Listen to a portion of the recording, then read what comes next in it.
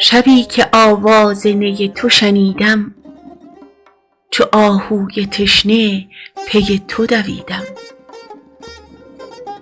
دوان دوان تا لب چشمه رسیدم، نشانه ای از نی و نغمه ندیدم. تو ای پری کجایی که رخ نمی نمایی، از آن بهشت پنهان دری نمی گشایی.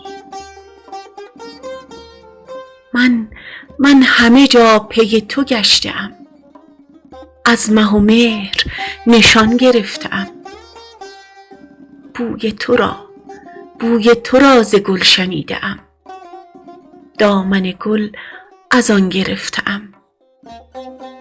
تو ای پری کجایی که رخ نمی نمایی، از آن بهشت پنهان دری نمی گشایی.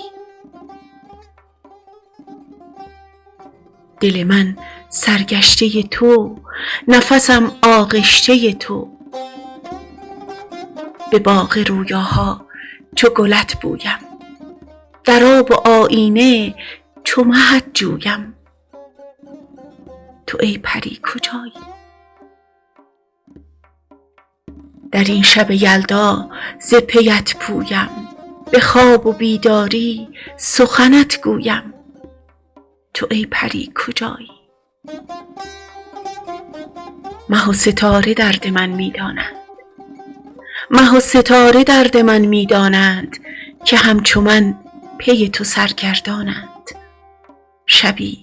شبی کنار چشمه پیدا شو، میان اشک من چو گل وا شو. تو ای پری کجایی که رخ نمی نمایی، از آن بهشت پنهان دری نمی گشایی.